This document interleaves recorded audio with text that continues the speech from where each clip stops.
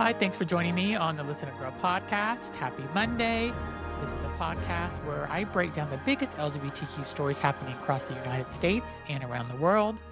I'm your host, Zach Randles-Friedman, and today we have a packed news roundup from heated political rhetoric in Texas to a major court ruling involving PFLAG, historic LGBTQ plus representation in India and Nepal, a milestone for LGBTQ plus housing in Ohio, and the closing of one of New York's most beloved queer community spaces. Let's start with our first story where the convicted orange felon attacks Texas Democrat over trans rights. Is drawing backlash after criticizing the Texas Democratic Senate candidate James Tellerico for supporting transgender people.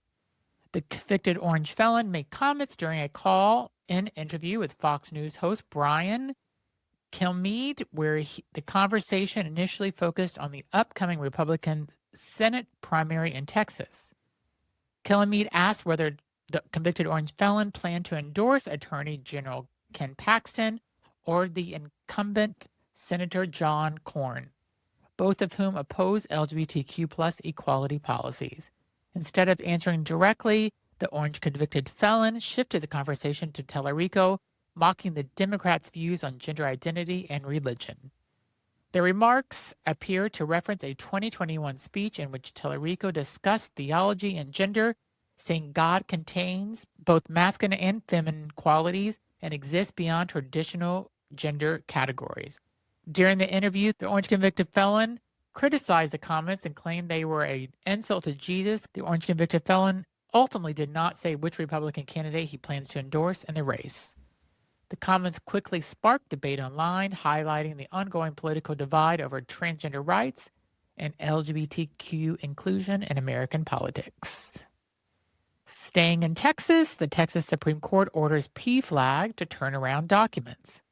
In another major development tied to transgender rights in Texas, the Texas Supreme Court has ruled that the LGBTQ advocacy organization PFLAG must provide documents requested by the state's attorney general. The ruling allows Texas Attorney General's office, led by Ken Paxton, to continue its investigation into whether medical providers have violated state law when providing gender-affirming care to transgender minors. The case began after PFLAG submitted an affidavit in a lawsuit challenging Texas' 2023 law banning certain gender-affirming treatments for minors, including puberty blockers and hormone therapy. In that filing, the group's executive director said some families were discussing contingency plans to maintain medical care.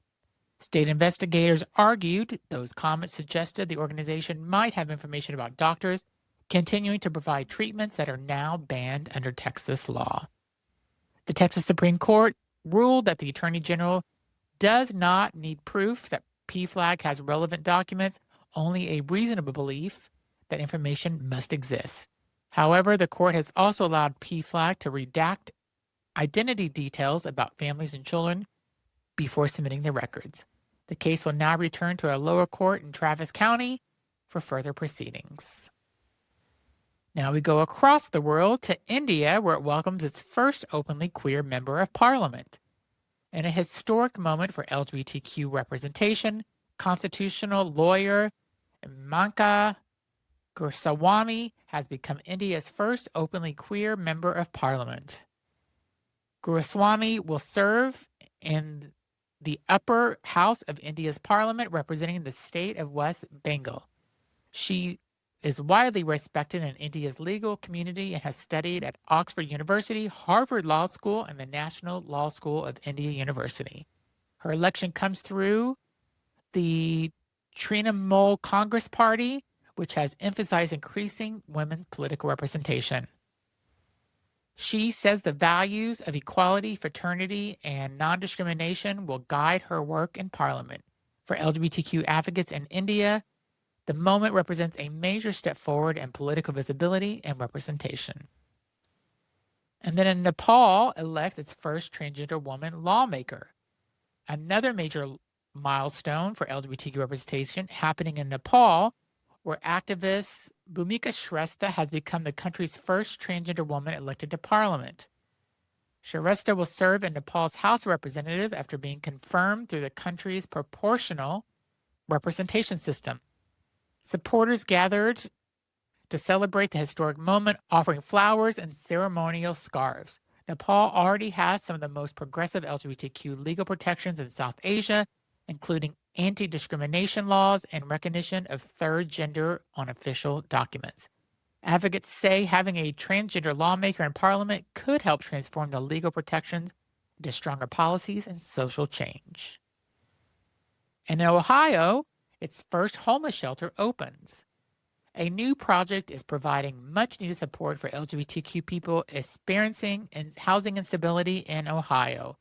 The organization Full Spectrum Community Outreach is opening Rainbow House of Mahoning Valley in Youngstown.